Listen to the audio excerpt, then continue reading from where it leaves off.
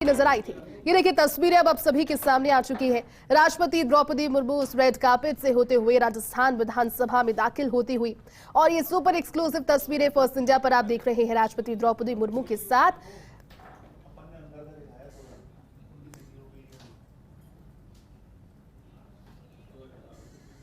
तो देखिए एक्सक्लूसिव तस्वीरें आपको दिखा रहे हैं। राष्ट्रपति द्रौपदी मुर्मू विधानसभा में रेड कार्पेट से होते हुए अंदर दाखिल हुई। राज्यपाल कलराज मिश्र उनके स्वागत के लिए पहले पहुंच गए थे। विधानसभा स्पीकर डॉक्टर सीपी जोशी वहां पर मौजूद थे। सभी ने स्वागत किया और वाकई में जब राष्ट्रपति को अपने बीच पाया तो एक तरीके का माहौल ही कुछ इस तरह से कन्वर्ट हो गया कि वाकई में लग रहा था कि आज का दिन खास है। विधानसभा के सत्रों की शुरुआत होती है, पहले से ही जानकारियां क्योंकि तेवर नजर आने लगते हैं, लेकिन आज हर कोई सबसे ज्यादा एक्साइटेड अगर किसी बात को लेकर था तो राष्ट्रपति के स्वागत को लेकर। किस तरह से स्वागत किया जाएगा, किस तरह की तैयारियां की जाएगी, किस तरह से सजाया जाएगा राजस्थान विधानसभा को, ये सभी चीजें उसमें सम्मिलित थी। और उसके बाद राष्ट्रपति द्रौपदी मुर्मू पहुंची। देखिए राजस्थान से उनका फिर अलग लगाव है। जब राष्ट्रपति के तौर पर नाम सामने आया था, जब उन्हें एक प्रत्याशी के तौर पर उतारा गया था, तब वो राजस्थान पहुंची, जयपुर पहुंची और गजब की दीवानगी उनकी नजर आई। संघर्षों की बात करें तो संघर्ष की वाकई में एक बड़ी मिसाल राष्ट्रपति द्रौपदी मुर्मू है। दो अलग अलग तस्वीरें दिखा रहे हैं। तस्वीर उस समय की जब वो पहुंची राजस्थान विधानसभा, और ये देखिए विधानसभा स्पीकर डॉक्टर सीपी जोशी सदन में पहुंच गए हैं, उन्होंने स्वागत किया। और देखिए ये तस्वीरें, स्वागत उद्बोधन होगा डॉक्टर सीपी जोशी का।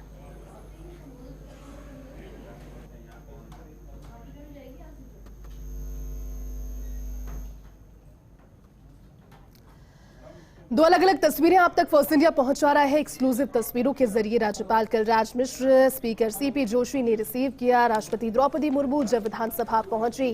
राजस्थान विधानसभा के लिए वाकई में एक बड़ा पल। ये मुख्यमंत्री अशोक गहलोत वीडियो कॉन्फ्रेंसिंग के जरिए जुड़ने वाले हैं माननीय सदस्यगण, कारणों की वजह से। और माननीय राष्ट्रपति,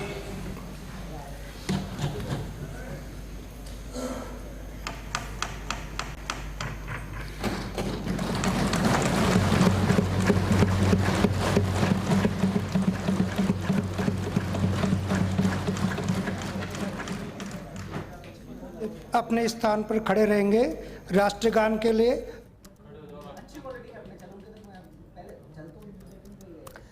तो देखिए इस एक्सक्लूसिव तस्वीरें आप तक फर्स्ट इंडिया पहुंचा रहा है। राष्ट्रपति द्रौपदी मुर्मू वहां पर है और राजस्थान विधानसभा में ये पहला मौका है जब राष्ट्रपति का संबोधन होगा। गुरुवार से वो राजस्थान के दौरे पर है। आज राजस्थान विधानसभा में सत्र को संबोधित करने वाले हैं।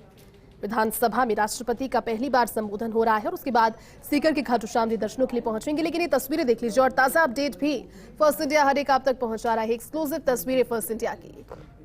राजस्थान विधानसभा की तस्वीरें, राष्ट्रगान वहां पर किया जा रहा है। 3 दिवसीय राजस्थान का दौरा।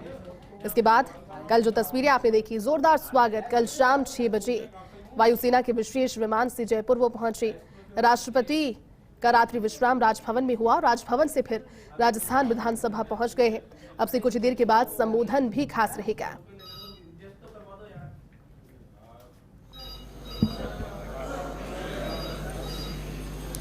अब मैं माननीय राज्यपाल महोदय श्री कलराज मिश्र जी से माननीय राष्ट्रपति महोदय को हरियाली, खुशहाली, वृद्धि और प्रगति का प्रतीक नन्हा पौधा भेंट करने के लिए अनुरोध है।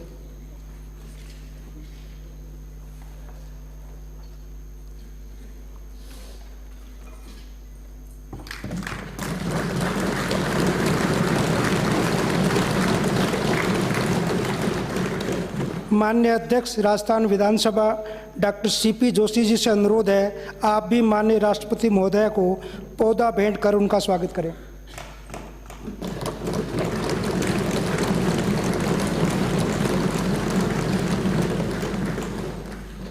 आज के आयोजन की स्मृतियां माननीय राष्ट्रपति महोदय के जेहन में हमेशा के लिए सुरक्षित रहें।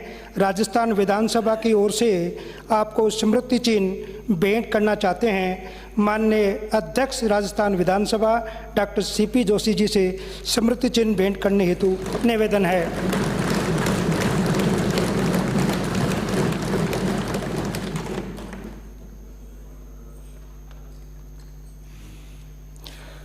माननीय अध्यक्ष महोदय, राजस्थान विधानसभा डॉक्टर सीपी जोशी जी से स्वागत उद्बोधन हेतु अनुरोध है। महामहिम राष्ट्रपति भारत सरकार श्रीमती द्रौपदी मुर्मू जी, महामहिम राज्यपाल महोदय, उपस्थित माननीय सदस्यगण, संपूर्ण राजस्थान और राजस्थान के द्वारा चुने हुए प्रतिनिधि की विधानसभा की ओर से महामहिम राष्ट्रपति जी, मैं आपका हृदय से स्वागत करता हूं। ये हम सब के लिए प्रसन्नता की विषय है कि आज़ादी के बाद राजस्थान विधानसभा को ये सौभाग्य मिला है कि राष्ट्रपति जी का उद्बोधन हम सदन में सुन सकें। उसके लिए भी मैं आपका बहुत बहुत आभार व्यक्त करता हूं।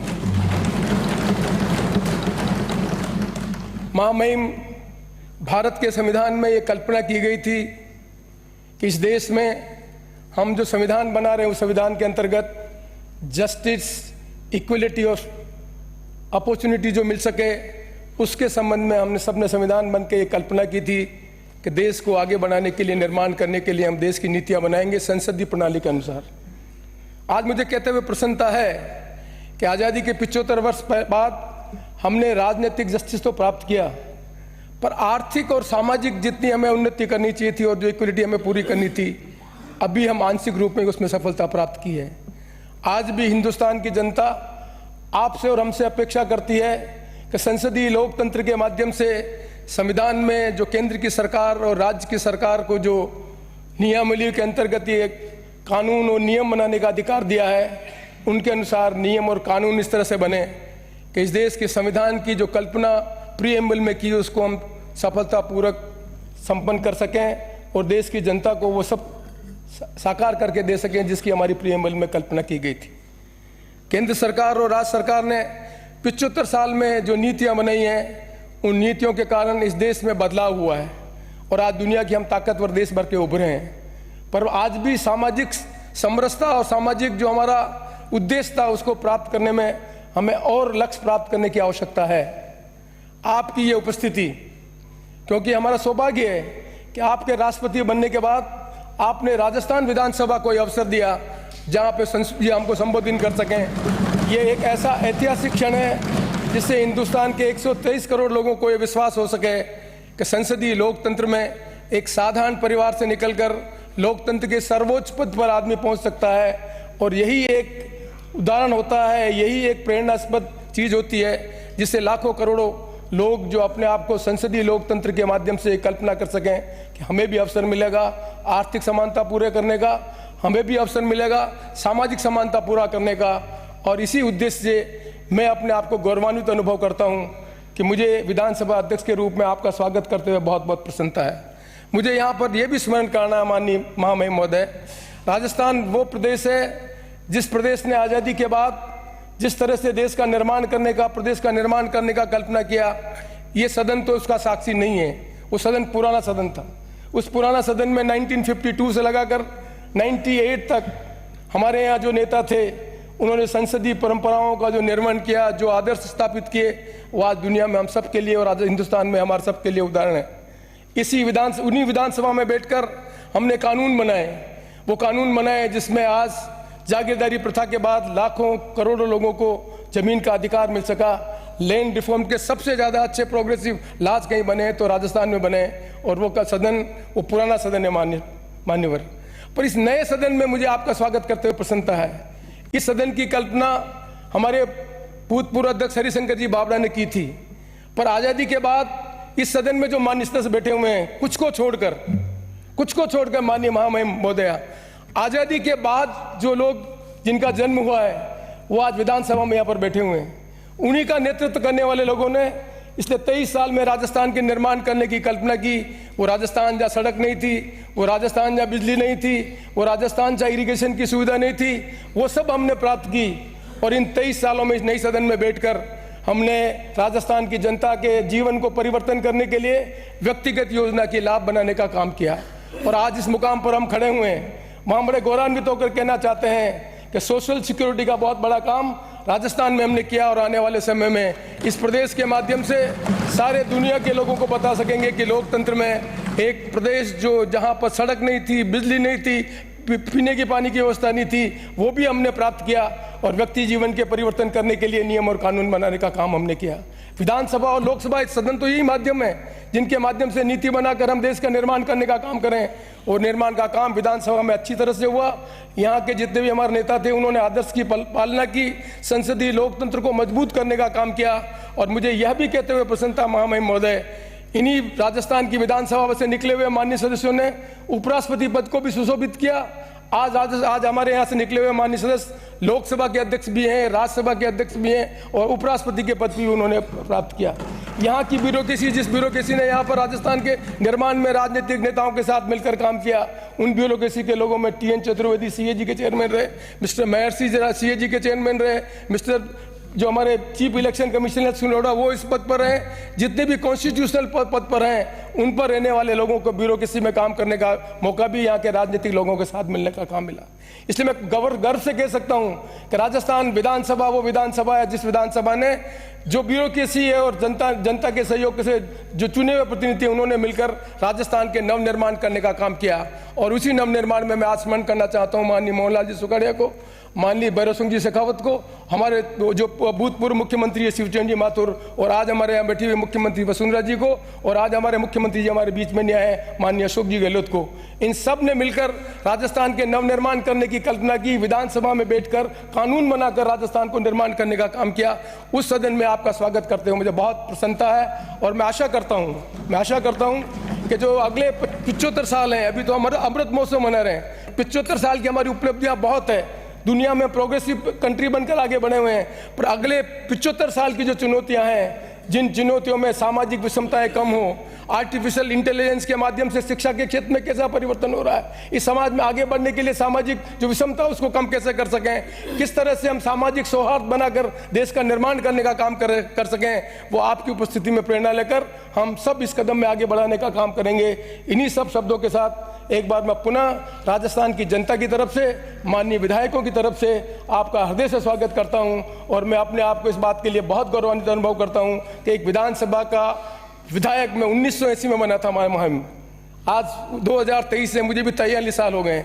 इस राजनीतिक जीवन में जो अवसर मुझे मिला है, पहली बार महामहिम का स्वागत करते हुए मेरे जीवन का जो सुखद क्षण है वो राजस्थान की जनता के ऐतिहासिक विधानसभा क्षेत्र में भी एक ऐतिहासिक क्षण रहेगा। आपकी ये स्थिति, आपकी उपस्थिति हमें गौरवान्वित करेगी, हमें प्रेरणा देगी और इन्हीं से प्रेरणा लेकर राजस्थान में कानून और नियम बनाएंगे जिससे राजस्थान का विकास हो सके और राजस्थान की जनता के जीवन में परिवर्तन हो सके। एक बार मैं पुनः आपका हृदय से स्वागत करता हूँ। धन्यवाद, नमस्कार। आभार माननीय अध्यक्ष महोदय। अब मैं माननीय राज्यपाल महोदय श्री कलराज मिश्र जी से अनुरोध करता हूं कि अपना उद्बोधन प्रदान करें। माननीय राज्यपाल महोदय।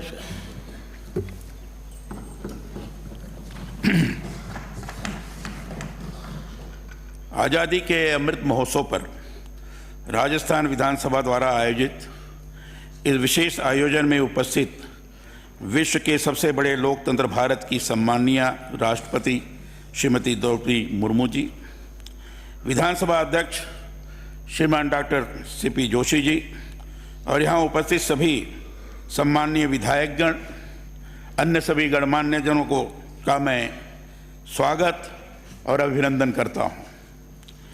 मुझे इस बात की प्रसन्नता है कि आप सभी के साथ आज यहाँ लोकतंत्र को सशक्त करने से जुड़े इस पवित्र और गरिमामयी कार्यक्रम में उपस्थित होने का सौभाग्य मुझे प्राप्त हुआ है। विधानसभा लोकतंत्र का पवित्र स्थल है, पवित्र सदन है। मैं मानता हूं कि विकास की जो भावी मानवीय आवश्यकताएं हैं उनके अनुरूप नियम कानून बनाने और हमारे लोकतांत्रिक कार्य प्रणाली को सुदृढ़ करने का यह पावन स्थल है। विधायिका यदि प्रभावी रूप में कार्य करती है तो उसका सीधा असर कार्यपालिका पर पड़ता है और कालांतर में इससे जनता के हित से जुड़े मुद्दों, विकास कार्यों, जन कल्याण योजनाओं को धरातल पर लाया जाकर उनका क्रियान्वयन सुनिश्चित किया जा सकता है।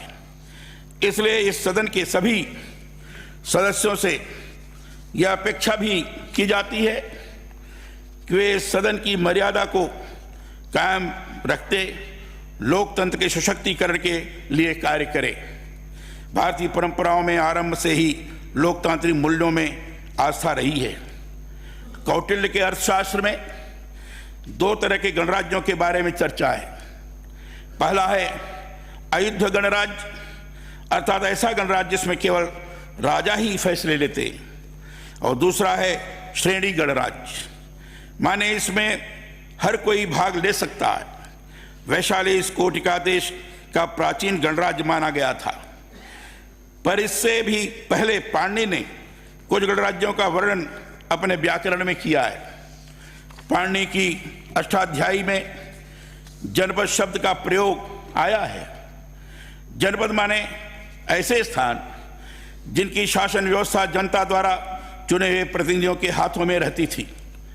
मुझे इस बात की प्रसन्नता है कि मैं लोकतंत्र से जुड़े देश के सभी सदनों का सदस्य रहा हूं। राज्य के संवैधानिक प्रमुख के नाते आज राज्यपाल पद पर हूं, परंतु इससे पहले लोकसभा, राज्यसभा, विधानसभा, विधान परिषद आज सभी में मैंने काम किया है।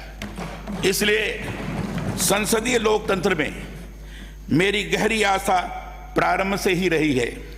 यहाँ अपने अनुभवों के आधार पर कहूँगा कि लोकतंत्र की असली ताकत केवल और केवल जनता है, जो चुनकर अपने प्रतिनिधियों को संवैधानिक संस्थाओं में भेजती है। इसलिए लोकतांत्रिक संस्थाओं के अंतर्गत हमारा सर्वोच्च कर्तव्य भी यही है कि जन विश्वास पर खरा उतरते उनके सर्वांगीण विकास के लिए इन संस्थाओं के जरिए हम काम करें। प्रयास करें कि सदन निरर्थक बहस और एक दूसरे पर आरोप प्रत्यारोप लगाने का स्थान नहीं है। यह वह स्थान है जहां पर जन कल्याण से जुड़े मुद्दों पर सार्थक रूप में भावी ढंग से कार्य किया जाता है। व्यक्तिगत रूप से मैं यह मानता हूं कि स्वाधीनता का अर्थ राजनीतिक स्वाधीनता भरी नहीं है। स्वाधीनता का अर्थ आर्थिक कल्याण, सामाजिक न्याय, सांस्कृतिक मूल्यों में विश्वास और भावनात्मक पुनर्जागरण। जनता के चुने हुए प्रतिनिधियों का यह दायित्व बनता है कि वह इसी संदर्भ में अपने लोकतांत्रिक शक्तियों का अधिकाधिक उपयोग करें। लोकतांत्रिक मूल्य मतदान से चुनी सरकारों में ही निहित नहीं है, बल्कि यह निर्वाचित प्रतिनिधियों की वह आवाज है जिसमें पूर्वाग्रहों से परे होकर किन्हीं सार्थक मुद्दों, निर्णयों पर मंथन किया जाता है। मैं चाहता हूं कि सदन के पवित्र सदन में पक्ष प्रतिपक्ष संवैधानिक मर्यादाओं के साथ सहमति असहमति के जरिए अपनी लोकतांत्रिक अभिव्यक्ति करें। सदन के प्रतिनिधि अपनी बात सदन में रखें, परंतु अनुशासन और शालीनता के साथ। संविधान ने हमें अधिकार दिए हैं तो कर्तव्यों का पाठ भी पढ़ाया है। जरूरत इस बात की है कि दोनों के प्रति ही सजग रहा जाए। लोकसभा, राज्यसभा, विधानमंडलों के अंतर्गत चुने हुए प्रतिनिधियों को बहुत सारे अधिकार हैं। संविधान के अनुच्छेद 105 और अनुच्छेद 194 के अंतर्गत सदन के सदस्यों को विशेषाधिकार भी दिया गया है, इसलिए कि बगैर किसी बाधा के वे ठीक से कार्य कर सके। पर जरूरी ये भी है कि हम अपने अधिकारों, विशेषाधिकारों का उपयोग सार्थक रूप में लोकतंत्र सशक्त करने के लिए करें। मुझे कई बार बहुत दुख होता है जब सदन में विचार प्रकट करने के अधिकारों का प्रयोग सदस्य निरर्थक बहस करने, विवादों से जुड़े मुद्दों पर सस्ती लोकप्रियता प्राप्त करने, अप्रासंगिक सवाल जवाबों, एक दूसरे पर छिटाकशी, छिद्रान्वेषण, वैयक्तिक दोषारोपण आज के लिए करते हैं। याद रखिए, सदन लोकतंत्र का पवित्र मंदिर होता है। यहां पूर्वाग्रह रखते आरोप प्रत्यारोप केवल दलीय भिन्नता के कारण विरोध और सदन ठप करने की मानसिकता से जनता से जुड़े मूल मुद्दे प्रायः गौड़ हो जाते हैं। इससे सदन का कीमती समय बर्बाद होता है, निर्णय हो ही नहीं पाते। ऐसी स्थितियां किसी भी स्तर पर नहीं होनी चाहिए। हमारा ये प्रयास रहना चाहिए कि सदन समुचित रूप में चले और यहाँ जनहित में सार्थक कार्य हों।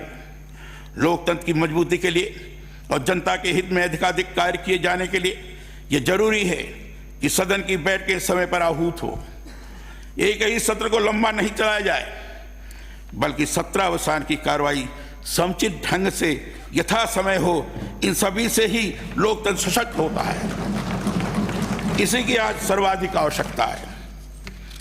मैं इस अवसर पर यह भी कहना चाहता हूं कि सदन में बोला जाने वाला एक एक शब्द महत्व रखता है। यहाँ जो सदस्य चुनकर आते हैं उनके आचरण का इतिहास बनता है। इसलिए सदन की मर्यादा के लिए, लोकतंत्र को सुदृढ़ करने के लिए ही हमें सभी स्तरों पर कार्य करना चाहिए। यही हम सभी का दायित्व भी है। ऋग्वेद में आता है, भद्रम गृहम कृणसु भद्रवाचो उच्चैते सभासु, अर्थात घर को भद्र बनाएं, फिर वाणी को भद्र बनाएं और सभा में भद्र आचरण करें। यहां मर्यादित व्यवहार हो, इसके लिए सभी सचेत रहेंगे, तभी लोकतंत्र के प्रति आस्था और विश्वास सदा बना रहेगा। बहुत सारी बातें, मेरे अपने संसदीय अनुभव भी इतने हैं कि अगर उन्हें ही ये सुनाने लगे तो समय का पता ही नहीं चलेगा। इसलिए अपनी वाणी को विराम देते हुए अंत में ये कहना चाहूँगा कि हम अपनी बात रखें, बहुत मजबूती से रखें, परंतु दूसरे पक्ष को सुनने के लिए भी सदा तत्पर रहें। महात्मा गांधी ने 31 मई 1942 के हरिजन में लिखा था, अगर हम दूसरे पक्ष की बात सुनने के लिए तैयार नहीं हैं तो लोकतंत्र का विकास संभव नहीं हो सकता। जब हम अपने विरोधी की बात सुनने से इनकार कर देते हैं या उनकी बात को सुनकर उसका उपहास करते हैं, तब उसका अर्थ होता है कि हम विवेक और तर्क का द्वार बंद कर रहे हैं। महात्मा गांधी के इस कहे के आलोक में ही कहना चाहूँगा कि हम अपने मत के प्रति आग्रह रखें, परंतु दूसरे पक्ष के प्रति भी किसी तरह का पूर्वाग्रह नहीं पालें। सदन में संवैधानिक मूल्यों, नियम कानूनों के साथ उदात्त जीवन मूल्यों और आदर्श की पालना करेंगे, तभी निरंतर सम्मान और प्यार की अपेक्षा हम कर सकते हैं। भारत विश्व का सबसे बड़ा लोकतंत्र ही नहीं है, वसुधैव कुटुंबकम की सोच के साथ संसार को अपना परिवार मानते मनुर्भव की महान संस्कृति से जुड़ा हुआ है। इकबाल ने अपनी शायरी तराना ये हिंद में इसीलिए तो कहा है, यूनानो मिश्रो रोमा सब मिट गए जहां से, अब तक मगर है बाकी नामों निशा हमारा, कुछ बात है कि हस्ती मिटती नहीं हमारी। आइए हम राष्ट्र के प्रति समर्पित होकर देश की लोकतांत्रिक संस्थाओं को मजबूत करने के लिए कार्य करें। हम हमारे विधायी कार्य स्थलों को लोकतंत्र के मंदिर के रूप में पूजते हुए उनसे जुड़े आदर्श स्थापित करें। उनके जरिए हम राष्ट्र और जनमन के विकास के लिए कार्य करें। सम्माननीय राष्ट्रपति महोदया का एक बार फिर यहाँ अभिनंदन और स्वागत है। आपने मुझे यहाँ स्मरण किया, मुझे अपनी विचार व्यक्त करने का अवसर प्रदान किया। इसके प्रति अत्यधिक आभार व्यक्त करते हुए आप सब लोगों का पुनः अभिनंदन करते हुए अपनी वाणी को विराम देता हूँ। बहुत बहुत धन्यवाद। जय हिंद। माननीय राज्यपाल महोदय का आभार। जिस गौरवान्वित पल का इंतजार था, अब मैं आदर के साथ भारत के माननीय राष्ट्रपति महोदया से राजस्थान विधानसभा के इस सदन को संबोधित कर अनुग्रहित करने के लिए विनम्र अनुरोध है। माननीय राष्ट्रपति महोदया।